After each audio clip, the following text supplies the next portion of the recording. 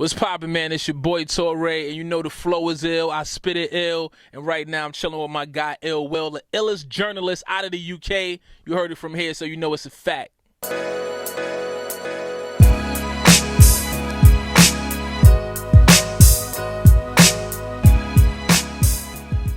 Yo, what's up? It's your boy Ill Will, aka the Boy Wonder, out here in New York at Sirius XM.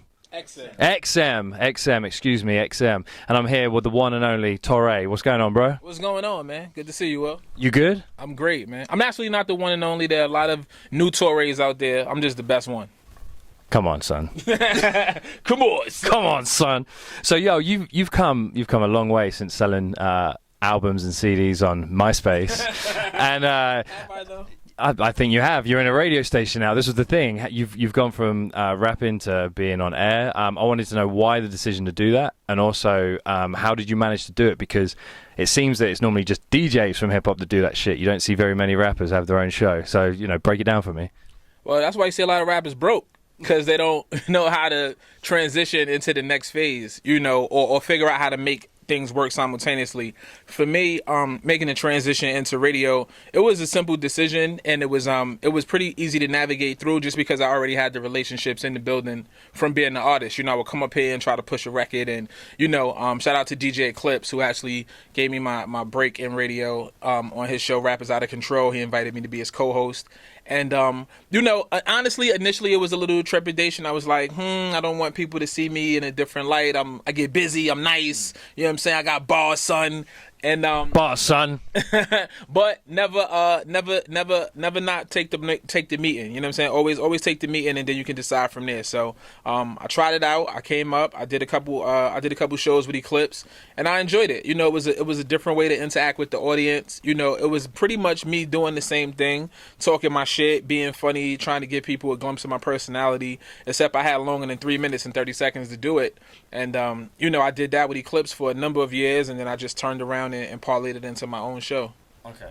So how did you actually navigate your way into the building? Because that couldn't have been easy. Well, again, like I said, I had the relationship. So, shout out to Ron Mills, who's now the PD of Shade 45. I knew Ron, I knew Reef, I knew Reggie, I knew S-Dot, because, again, I would come up here and I would try to get records on air and try to get records played. And when I did interviews, I always made sure I walked through the building and shook hands and found out who's this person, what do they do, what's that guy do. Just start to build up the relationships. So, when Eclipse put my name in the pot as a co-host, they already knew who I was. They were familiar. And so they brought me in. And then as I was doing the show with Eclipse, after, I did it with Eclipse for about 4 years. And I just kind of wanted to branch off and do my own thing. And I went right back to those same people, and we chopped it up. And I was like, I think it's time I do my own show. And they were like, yeah, we do too. Let's do it. Okay, so how do you deal with splitting your time between the radio and rap? Like, is it hard, or is it getting harder or easier? Like, break it down. It's not difficult. You make time for the things you care about. You know what I'm saying? So this is just another few hours in my day that I have to figure out. With my days are already crazy and chaotic. So throwing a few extra hours in there didn't make or break it.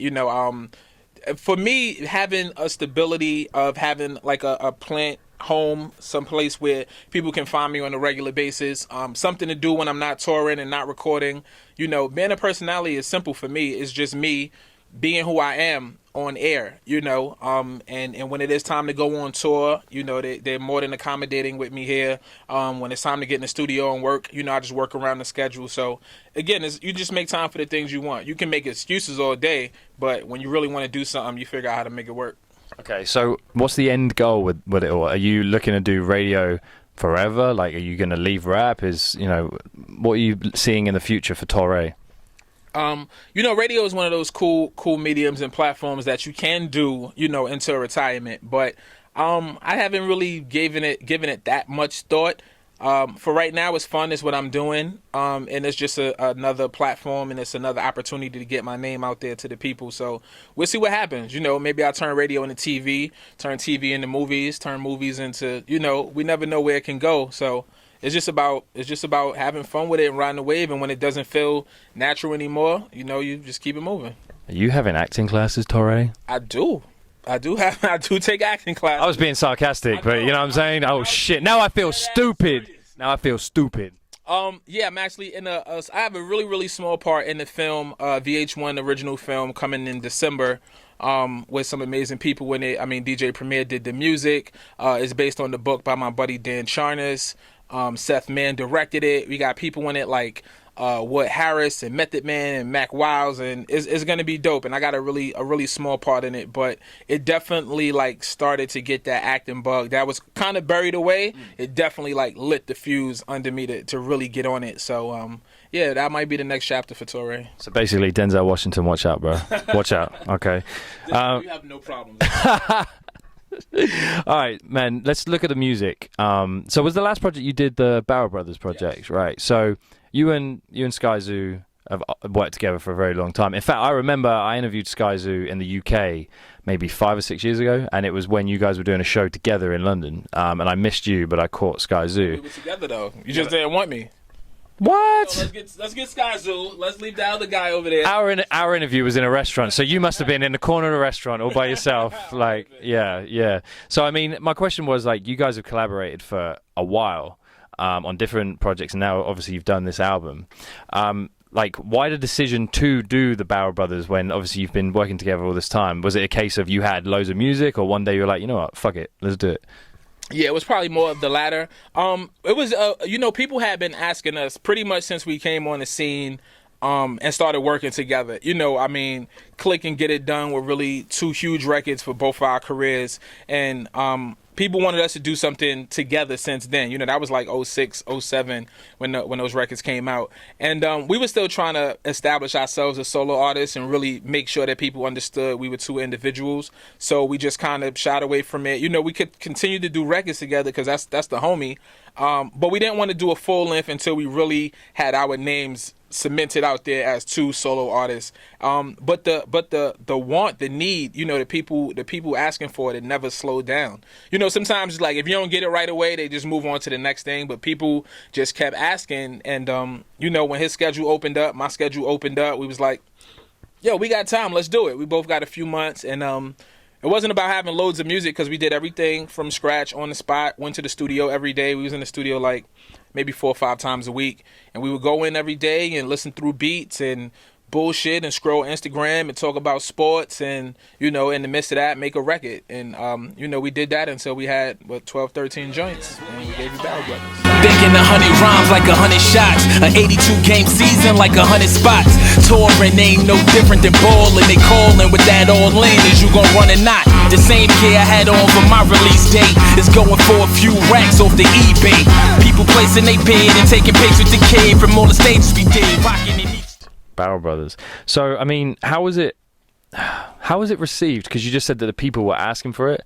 Like in the UK, I kind of felt like it kind of came and went like quite quickly, but you said the people wanted it. So how was it received maybe out here? I mean, I think most projects now don't have a really long shelf life. It's just not the way it was when I was a kid. I would buy an album and I would sit with that album and listen to it for a year straight. You know what I'm saying? Like before I was looking for something else from the artist. But now we definitely live in the era of more and more fast now. And, I feel like it was received really well, mainly because the anticipation was so high. And when you set the anticipation bar so high, you really only setting yourself up for a letdown. Right. And I feel like so much of the feedback that we got was people's like, yo, it was everything we wanted and more, which was a big sigh of relief for me because you never want to let the audience down, but I just felt like they had built it up so much that we couldn't really do much. So we just went in there and did what we did, and we didn't overthink it.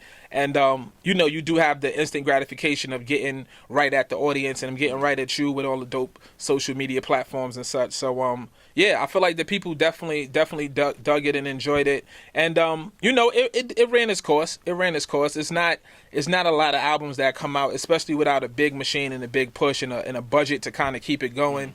You're going to get an album that lasts just a few months nowadays. But it worked more so as a promotional tool for other avenues for yourself. I mean, it was just a fun project to do. It was literally no stress. Like, I was going to the studio that I love to be in. I was hanging out with my friend who I like hanging out with. Shout out to Focus, who was our engineer in the studio that we recorded in. And we was just having fun, and making music and pushing each other. And, like, I know Sky's going to come with some shit, so I got to write some shit. It was that type of friendly competition. And, again, man, it's something that I listen back to. It just turned a little over a year old. And as I listen back to it, I'm like, it's still a very, very solid project. It's a year old? Yeah, we dropped in May of 2014. Where did that time go?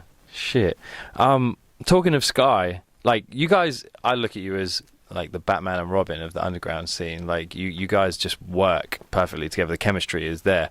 How did you guys first meet, and what did you think of each other? Were you like, this motherfucker's not as nice as me? Like, is that how it was? It was actually the exact opposite. I was in this bubble.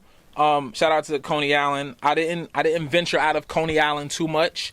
And in Coney Island, I was just honing my skills and doing my thing. And the Coney Island is a really small part in Brooklyn, and it's really kind of off to it's Coney Island. It's literally right at the Atlantic Ocean. And so the Warriors. Yeah, the Warriors. Shout out to the Warriors. So in this bubble, no pun intended, I was like, damn, I'm listening to the radio and I'm not hearing the shit that I grew up on. You know, I'm hearing a bunch of fluff and color and fun stuff, and I'm like, yo, nobody get busy no more. Like, nobody's still doing this. So I'm just pushing my pen, going for it. I'm like, yo, nobody gets busy. And then I started going outside. When I say outside, I mean venturing out of my neighborhood. And I went out to this event, the Underground Music Awards.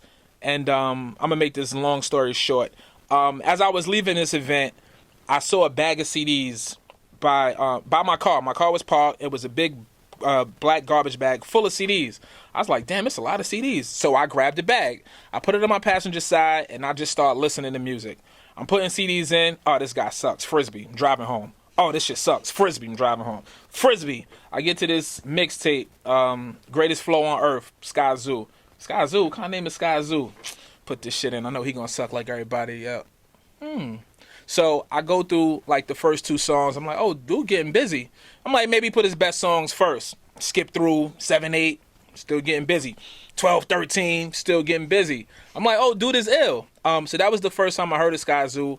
And then oddly enough, maybe less than a month later, a mutual friend of ours, Sean Dawn from, the Justice League, he was doing a record, he was doing a project. He wanted to get me on it. He was a fan of my work. He wanted to get Sky on it. Obviously, they had worked together.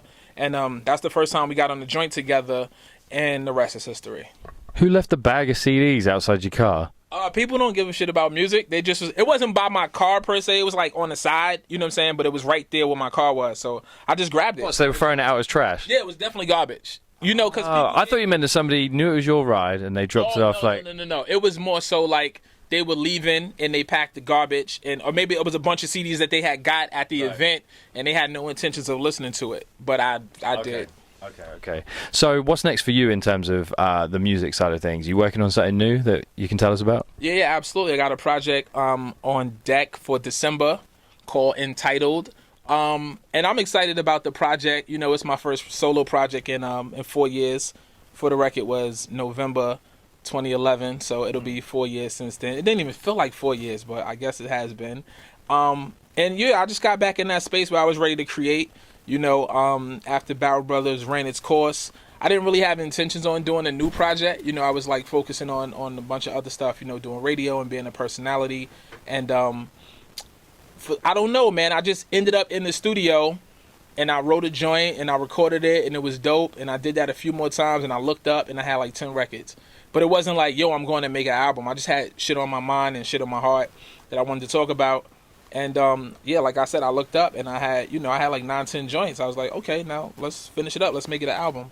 So that's coming in December. Just in case you thought the last time was a fluke, here we go again, nigga, right back in the booth, right back in the groove, back to the fact, my rap spitting is proof, I'm polygraphing the track, that nigga the truth, that nigga was choosing, one that we chose, one of the ones you're wondering with wonderful flows, I'm wondering if one of these wanderers wanted a dose of Wonderama, persona, impeccable quotes. Now let's talk about hip-hop, or hip-hop music as a whole.